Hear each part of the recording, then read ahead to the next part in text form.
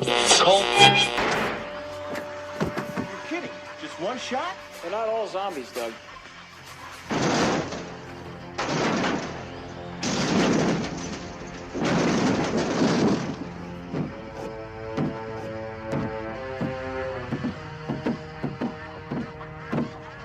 How do you fight this thing?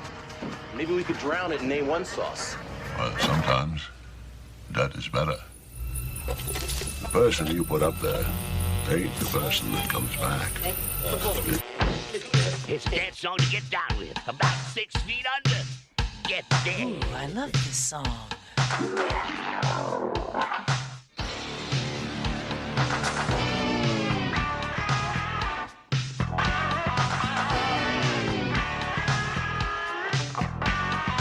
I'm hung up in a grave situation.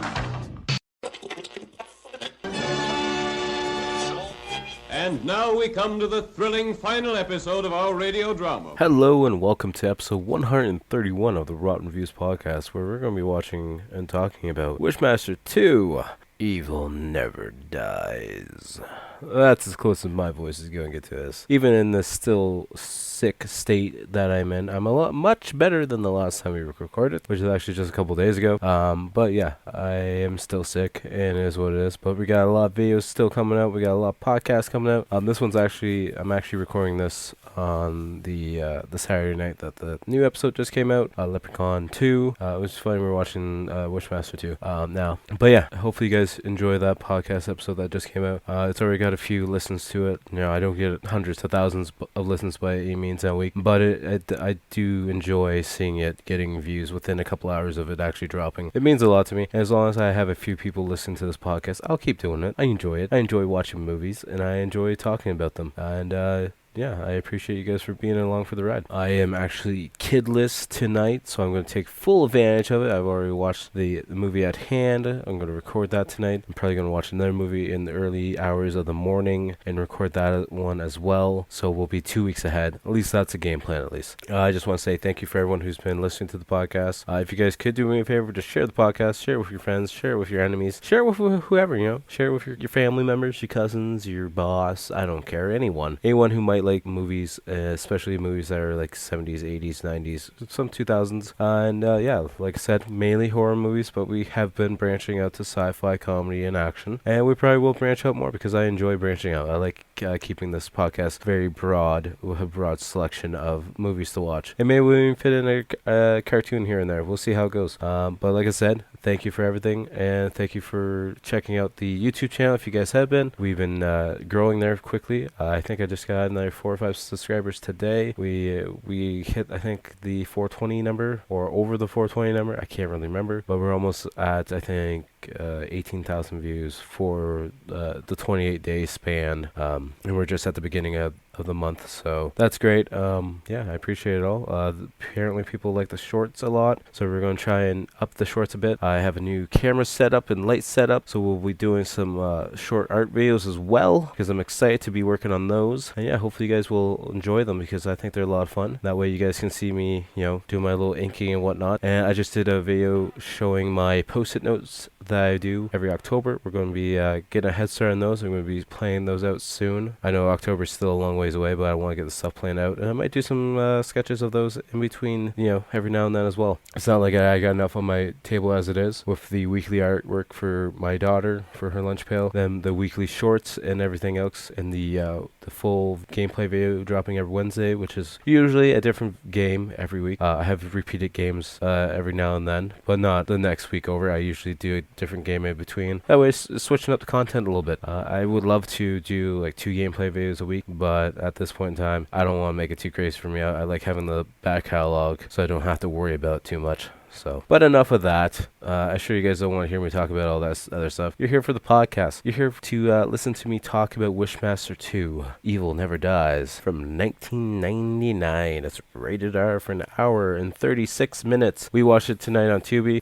just because Tubi's a great app to have, and it's free to watch a bunch of old horror movies. They got all the Puppet Master movies and stuff on it. So yeah, definitely check it out if you guys aren't on it. But yeah, it was released on March 12th, 1999. Director is Jack Shoulder. I honestly I did not look up a single thing by him. So I'll do that right now because I'm horrible for that. So I feel a little silly for not knowing him. But he was a director from Arachnid from 2001. He also did the 1985 movie, A Nightmare on Elm Street 2, which I thought was crazy. Also, something I really need to look up. He did an episode of the 2003 TV show Tremors, which I didn't know there was a TV show. So I'm not sure if that's somewhere I can watch it. But I'm definitely going to search that out later tonight because I'm definitely very curious about that. He also did the TV movie The Omen from 1995 as well. Yeah, I gotta check those out. I've got the Omen collection anyways. And then also Mortal Kombat Conquest, which I don't think is good. It's a TV show from 1999. Also, he only did one episode as well. But we'll check it out. I like Mortal Kombat. I like killing stuff. That's fun. But yeah, it also had a budget for $2.5 million. Obviously from the film series Wishmaster. I think there's 3 or 4 of them. Could be wrong on that one. Don't quote me.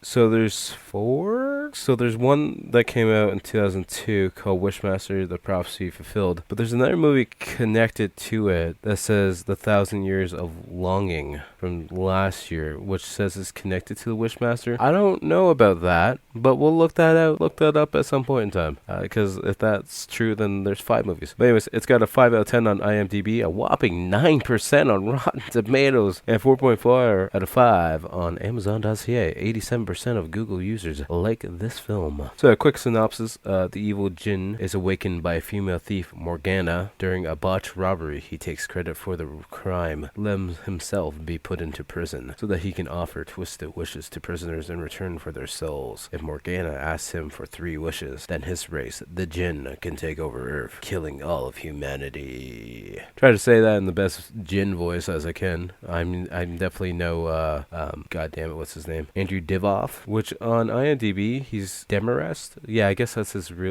character's name in human form. But yeah, taglines are, or is I should say, evil has summoned again. Fantasy horror genre. Let's see trivia.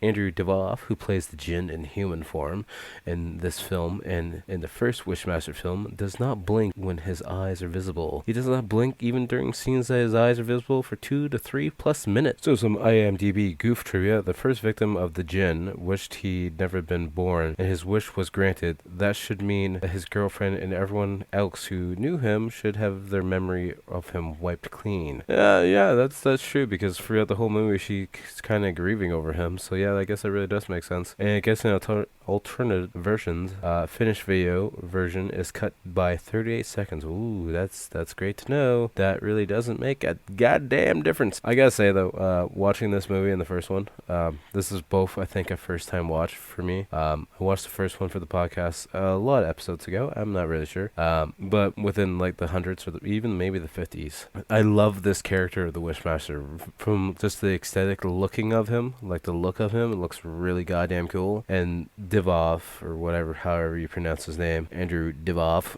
does a really good job voice acting and just creating the character and bringing him to life. Sounds really, really cool. Definitely highly recommend checking it out, even though I give my reviewing of the movie at the end. I'm just letting you know now, I love the character a lot. And this is also an artisan picture. But that being said, let's get right into the movie. Presents Saturday Night at the Movies, the television series which each week brings you the finest in recent motion pictures. Tonight, whatever you desire, he can deliver.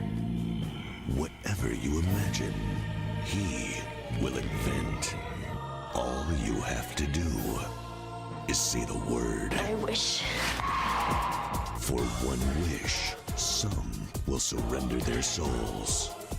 I claim that which is owed. How many souls does he have? And others You want to spend eternity in his hell? Then help us. Help yourself. will fight for their lives. Shall we dance? You want to explain this to me? You needed to chill out. My kingdom will reign on this earth. Prepare yourself for the next level of terror. Make your wishes. Wishmaster 2, Evil Never Dies.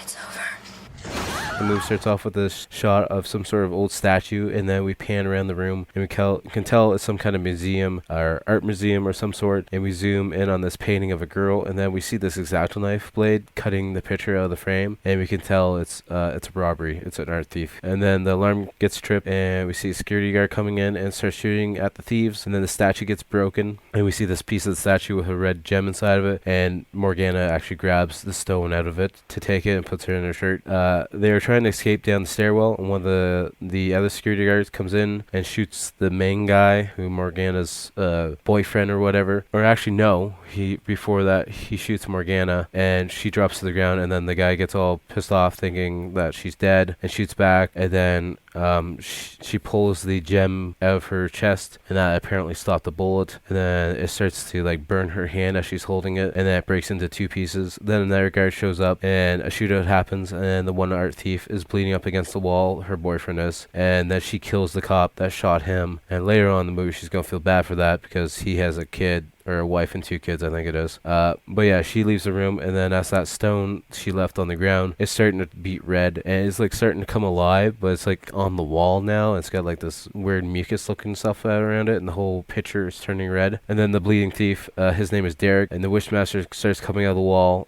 saying he can help him. The Wishmaster tells him he can end his pain and grief, giving him never-ending life if he wishes the pain to go away. We see Derek screaming in pain as he wishes to never be born, I guess. I didn't get that exact line. I didn't hear that exact line, but that's what apparently happens. And we see him like shaking a lot, getting younger and younger to the point where we see him as a baby. And then we see nothing but just a pile of clothes. Then we see the cop showing up ready to go in the museum, and we cut and see the Wishmaster now in his full body form, because when he was coming out of the wall, he's kind of crawling like a slug with just like two giant arms, kind of like a Freddy Krueger kind of looking thing. Definitely different, but he's now in his full human form. And then we see the cop telling the Wishmaster to freeze, and then the Wishmaster makes just like, oh, that's your wish, even though I don't think he wishes for it at all. He just tells him to freeze. Anyways, then the Wishmaster makes the cop pretty much freeze, and then we cut to see the cop, and he's just pretty much an icicle. Then we see two other cops searching, and then they come across their frozen partner who's aiming his gun into a different room. They walk into that room. We see the Wishmaster in his human form, and the cops ask him to explain what happened, and they're putting him in arrest, and he's just like, oh, he had to chill out, as they're putting him in handcuffs. Then we see Morgana at home as she's crying, as she's like loading a gun. I'm not sure if she's planning to kill herself because her boyfriend's dead now, or what she's planning to do, but she's freaking out and breaking stuff in her apartment because she, I guess the man of her dreams just got killed in front of her. Then we see the Wishmaster being questioned at the police station, where he's taking the blame for the art thief and killing the security guard and whatnot, because this is his way of rescuing Morgana so that she'll make the wishes, essentially, or so he can get to prison, even though I don't know if he knows what prison is because he's from a different universe altogether, but whatever, it is what it is. And then the Wishmaster, while he's being questioned, gives the cops no answers at all, so the point he's getting pissed off, and he calls in another cop to take him away to the holding cell because he just doesn't want to deal with him at all. He's like, you're just taking me around in circles and making me want, like, trying to make me want to wish stuff, and I don't want to wish stuff. I just want you to shut the hell up and give me answers. Then Morgana sees a news reporter on the TV saying that the Wishmaster, they're going by his real name, or his given character name, which is, what was it, Demarest or something? Demarest? Yeah, that's the real name. We're just going to call him Wishmaster throughout the movie. And like I said always before, I'm going to be spoiling this. I should have said that at the beginning of the review, but if you guys don't want to be spoiled in a movie that came out a long time ago, you can definitely pause it now and go watch the Tubi and then come back. But yeah, we're going to get back into the discussion of the movie. But yeah, now Morgana's all pissed off because she's like, no, he didn't kill the security guard. I killed the security guard. He didn't do the robbery. I did the robbery. What's this random guy taking the blame for everything when we didn't see any other guy there? We then see the Wishmaster in a holding cell with some other guys, and this one guy, of course, is getting all pissed off him. He's like walking back and forth in the cell, just pissed off. He's got a lot of anger issues. I can understand, if you're in a jail cell and maybe you're just having a bad day or something. Probably don't piss the guy off that looks crazy, because Wishmaster looks crazy. I'm just gonna put that out there. But then he mentions how he wants his shoes, and the Wishmaster's like, yeah, I can tell you're a very powerful man, and you can do better than wishing for a pair of shoes. And the Wishmaster says if he'll grant a wish for him, and if the wish comes true, then he pretty much owns him. And then, of course, the guy wishes that he can walk right through the bars like they're not there, and walk right out the front door and be out of jail. And that's when the Wishmaster says, well, I guess your wish is going to come true. And then, literally, we see the guy get pushed up against the bars, and his body is getting squeezed through the bars as we see like his skull crushing and his shoulders crushing and everything. And he gets ripped right out of the cell, and he's laying face down on the ground, dead, of course, because, you know, his body's been crushed essentially. And yeah, there's blood everywhere, and it's a pretty cool kill. Not gonna lie. And then we see Morgana having a nightmare the entire time this is happening, because anytime someone dies by the Wishmaster's hand, she always has nightmares related to it, which happened in the original movie as well. Then we hear the Wishmaster say, "You woke me. Now finish the prophecy." Then we see Morgana at church praying. We find out this is when we originally found out her name is Morgana, which I thought was really weird. And we find out the priest knows her and knows she's nothing but trouble essentially. So she's there wondering if he believes in the devil, and then she goes on about the guy who died, saying that she loved him, Derek, that being his name. And then it seems like she used to be with the priest at one point, or maybe this is a different guy. I don't know. She's nothing but trouble though. Then we jet cut to the jail, and it seems like well, maybe it's prison now actually, but it seems like the yard of this prison is like on top of the building, because it looks like we see like a skyline behind it. I could be wrong. Maybe it's just the way the shot is set up, but it literally looks like they're on the roof of a building for their yard. And then we see two guys sitting down talking, and then the Wishmaster, of course, cuts in, you know, because he overhears him pitching about his lawyer. And then the one guy gets up and pretty much threatens to rip the Wishmaster's tongue out. The Wishmaster says, "I overheard you saying you wish your lawyer to go fuck himself." He says he can make it happen. And then Tiny Lister, of all people, is a security prison guard, which I think is awesome. I like him a lot. If you guys don't know what he's in, shame on you. But yeah, he's probably best known for his role in Friday, and then also Lord Nicky, at least for me. Those are the two movies I think of the most. And then I think there's also No Holds Barred with Hulk Hogan.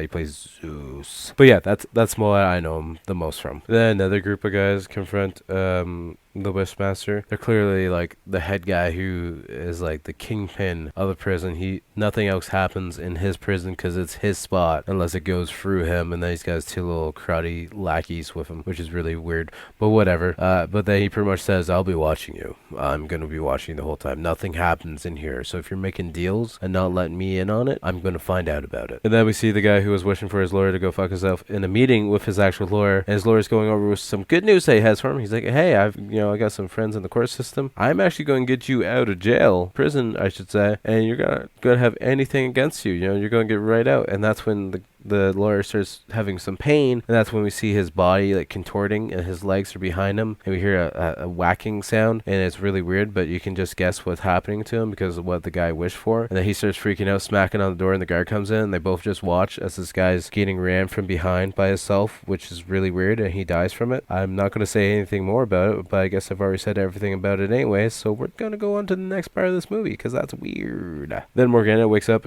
in bed because she sees like the Wishmaster's arm coming right at her face, and she wakes up all sweaty and stuff. Then it's like she can't sleep, so she starts looking up the statue that broke in the museum, and then we see the priest is stopping in to check on her, and she's not like fully dressed, and he's kind of staring at her because they had like a thing together. And then Morgana says she thinks her guy is dead, but there's no reports on TV at all about finding a dead body other than the security guards at the museum. And then that's when she's like, this guy who's taking the blame for it, he wasn't even there. The priest is like, well, you gotta go let them know. You gotta let the guy out. He's in prison serving for it. He's an innocent man. But it's like, no. And then she mentions how she's the one that killed the security guard, and how he had a wife and two kids because she saw it on the news report as well. And then she mentions how the Wishmaster is taking the blame for the killing, and that's when the priest wants her to go confess. That way the Wishmaster can get out of prison, which not a good idea. We see the Wishmaster in the laundry room, and it seems like some of the inmates are kind of scared of him and they want to stay away. But of course this one guy comes over to talk to him, which is like this Russian guy. I forget his name. I really do, to be honest with you. I could be wrong. I'm probably going to pronounce this wrong, but I'm pretty sure the Russian's name is Hostika. But we're just going to call him Russian Laundry Guy because that's much easier to say. And then he mentions how word is going around the prison that he's the devil. Apparently everyone knows it. Then we see the prisoner say he wants to help the devil if he helps him get out. out of prison because he wants out of prison as well. He says they can help each other essentially out. And that's when Tiny breaks up the conversation, and we see Morgana is at the prison getting ready to sit down to talk to the Wishmaster through the phone booth area. He greets her by her name, and she's wondering how he knows his name. And that's when he says he met her at the art gallery, and she claims she was never there. He says he was hidden at the art gallery. She wants to know what happened to her boyfriend. Okay, maybe his name is Eric. I put Eric down. I thought it was Derek by memory, but whatever. It is what it is. And he's like, he had a regressive condition, essentially. She wants to know what fulfill the prophecy means, and he says, you will learn that once the time is right. Then we have one of the prisoners complaining about a guy who was in the cell with him who now is out, and apparently he's hooking up with his girlfriend, and he's not happy about it, so he wants to make a wish to make that guy disappear. And the Wishmaster's like, well, it's going to cost you a soul and a pack of smokes, because I got to make my deals here in prison. And then the big honcho from the prison comes over and wants his half, essentially his rent for allowing the Wishmaster to do his business in prison. And the big guy wants his drugs to get wasted, and then the two guys accompanying him start hitting him, and that's the Wishmaster controlling them because that's his wish to get wasted, pounded into the ground, he says, stuff like that. And the two guys, because they know karate, they start kicking him in the head and pounding him to the point where he falls back into a stove, I think. And then Tiny Lister has to come over and break it up. And he takes the two karate guys out with one hit apiece, and then he yells at the head guy because he's like, oh, you can't even handle yourself. And that's when Tiny gets pissed off at the Wishmaster because he's like, every time there's trouble in my prison, you're around, and I'm sick and tired of it. So he decides to push the Wishmaster in the hole for a week or whatever time it is. I'm not really too sure. We see the Wishmaster in the hole as Morgana is doing research on him, and she finds out about the stone, and then a big gust of wind comes through her apartment, and all the paperwork and everything that she has all starts blowing around. She's like, god damn it, now I gotta clean this up. Then we see the next day, she's talking to her priest friend and explaining everything from the statue breaking and to the stone that broke on her body from the gunshot and how it got red and everything. Then we see Morgana and the priest on a bus together to go to the prison because he's going to talk to the Wishmaster to pretty much tell him to leave her alone because he's causing them trouble. And we see Tiny getting the Wishmaster out of the hole. This time we see the priest is the lucky one to sit down and talk with the Wishmaster on the phone. The priest tells him to leave her alone, and he says, is that your wish? And then the Wishmaster makes a comment about how the father just wants a piece of her ass as well. Then the Wishmaster talks in Morgana's voice as the father is leaving and getting ready to walk away. He just looks back at him. He's very confused and shocked and a little bit nervous as to what's going on. And then we cut to Morgana in the shower, and then we have a jump scare as the Wishmaster shows up in his full monster form outside of her curtain, which she can see right through. And then he disappears, and she gets all out, and she's looking around kind of shocked and confused, but he's nowhere to be seen. We find out they are reading that the Wishmaster needs 1,001 souls, and then once that is complete, it then needs the person who awoken him to grant 3 wishes, and then the jinn are able to take over the world and destroy humanity, essentially. Then the priest says the one thing she is not to do is to wish for anything at all. Then he mentions only someone who is pure can send him back to his own world, and she's like, oh goddamn, I got some work to do because I am far from being pure. This is going to be an issue. Then we see Morgana in a white gown in the kitchen as she's getting ready to cut off her pinky or a couple fingers with a kitchen knife for some reason. I don't understand. I might have missed something at this point in time because she does cut off fingers. I don't know why essentially she does it. I don't know how cutting off your fingers is going to make you pure. I know that's a Yakuza thing. When you fuck up, you lose a couple fingers, but she's not Yakuza at all, so I don't know what she's doing that for, but whatever, we'll just go with it. And then we see a guard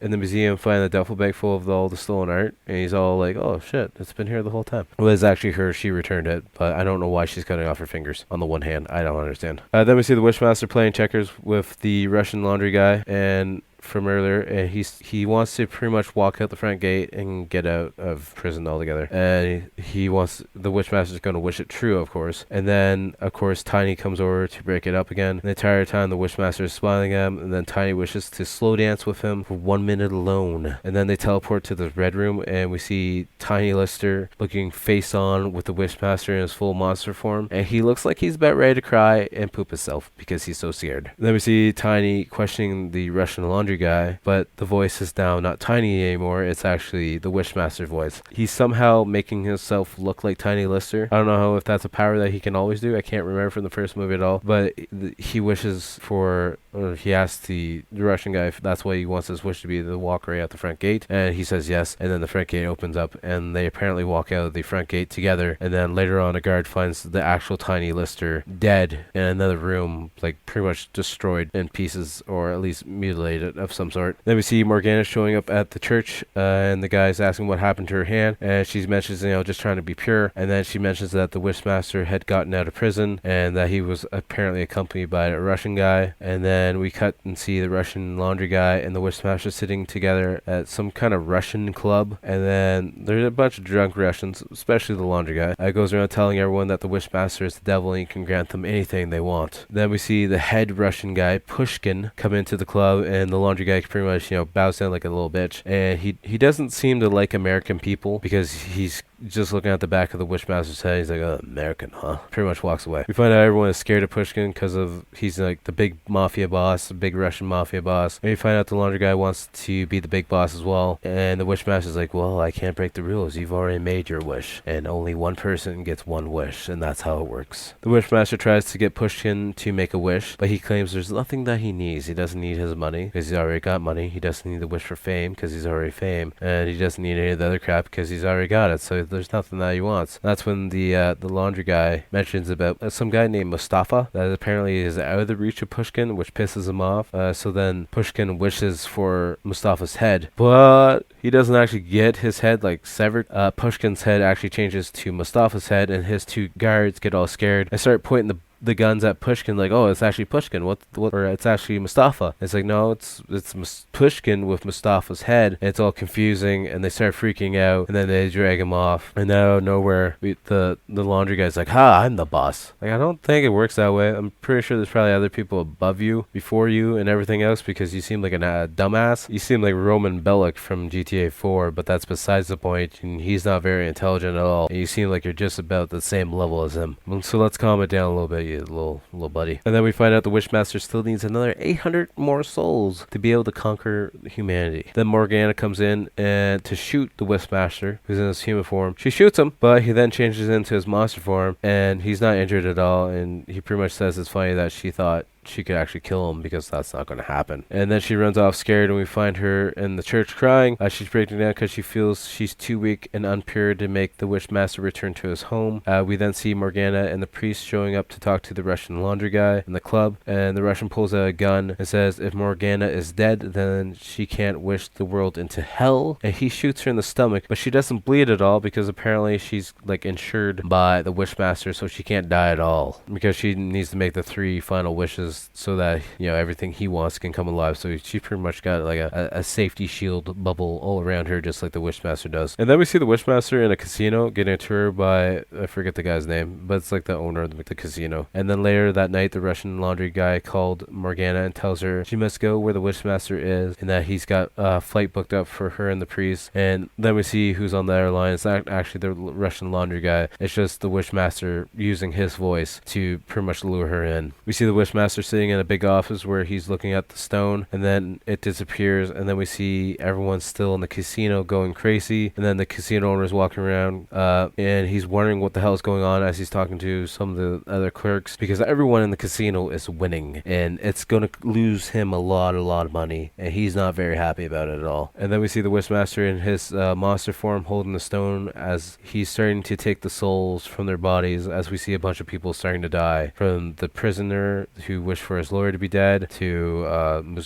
Pushkin and a bunch of other people dying as their souls gets ripped out of their body. We then see Morgana and the priest showing up to the casino. They go right to the office where the Wishmaster is, because they obviously know where he's staying. I don't know how that works out, but it does. Then we see them talking to the Wishmaster, and he tells her she can make 3 wishes. Her first wish is to make him disappear, but he says that one doesn't count. You can't actually wish for me to disappear, because that's not in the rule book. She wishes for him to go back into the stone, but he's like, that's not it either. You can't wish for anything to happen to me, because that's not how this game works. Then the priest pulls out a cross, and the Wishmaster acts like he's all scared of it, but it doesn't affect him at all. He just laughs it off. Then the Wishmaster changes the look of the room, and it's like a fiery hell looking area, and then we see the priest is now attached to the cross, looking like Jesus. She asks for the priest to be released, so he's dropped down to the ground, but he's also released of his full life as well, because we then see him die in general. She wants to know how to wish him him away, and he comes back saying that she's starting to piss him off now. He wants her to make her 3 wishes so they can get on with the process. We see the scene change again where the Wishmaster is trying to make Ross, the casino owner, wish for something. He wishes to see this nightmare come to an end. And that's when we see all the bars coming down, the windows and the doors, and everyone gets locked inside the casino,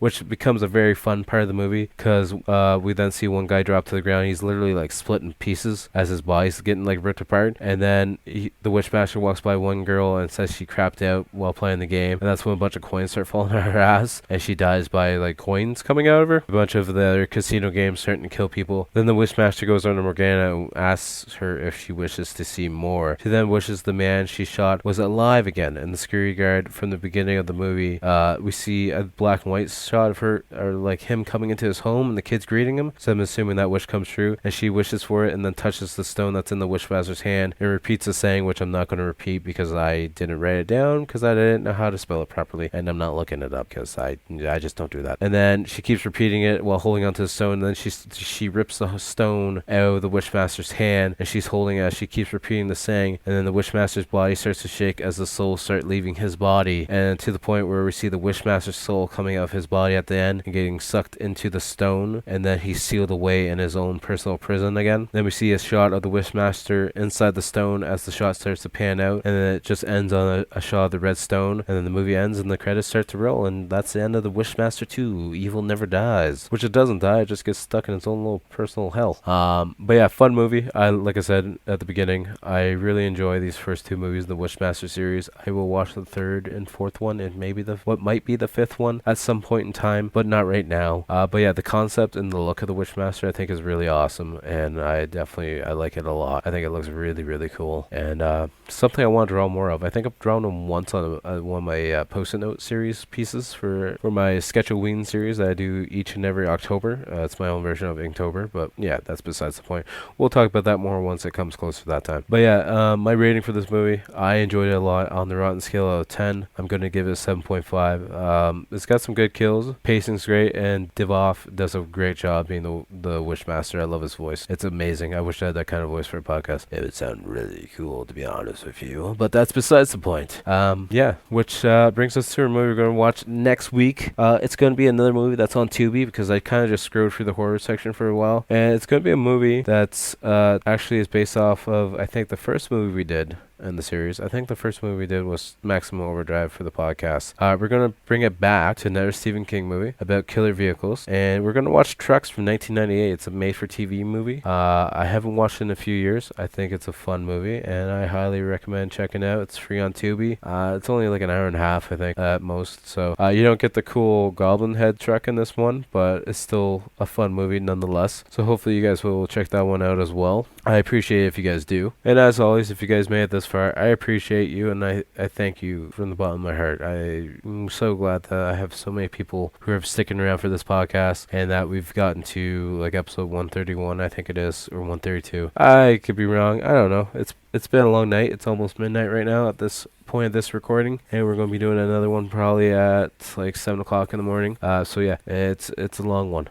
But thank you all, and if you guys could just leave a review where you can, leave a star rating on Spotify, hit that share button. That helps me out a lot. If you guys can share it with your friends, family members, coworkers and whatnot, or evil scientists, whatnot, I don't know, whatever, share it with your dog. Maybe your dog will like it. But yeah, I appreciate it, and thank you guys all. Make sure to follow me on all social medias. The links will be down below, but it's at Typhonstein. You can find me on Instagram, TikTok, Twitter, Facebook, YouTube being the big one. We're pushing that YouTube page a lot. I'm hoping to hit 1,000 subs maybe by the end of the year. If sooner, that'd be amazing, but we're going to shoot for the end of the year, and hopefully we'll get that that 1,000-hour watch stuff as well. That way we can start making some moolah on there. That will help the podcast. That way I can get a new mic system and a bunch of other stuff that I want to get at some point in time. But yeah, thank you again. I appreciate you guys all. Make sure to check out the outro band. As always, it's trauma-based horror band Blood Opera. You can find all their links down below as well, but the main things you can find them on is Spotify, Facebook, Instagram, YouTube, SoundCloud. Like I said, all their links will be down below, and yeah, enjoy their Candyman song at the outro of this episode. Until next time, I'll talk to you guys all later. Peace!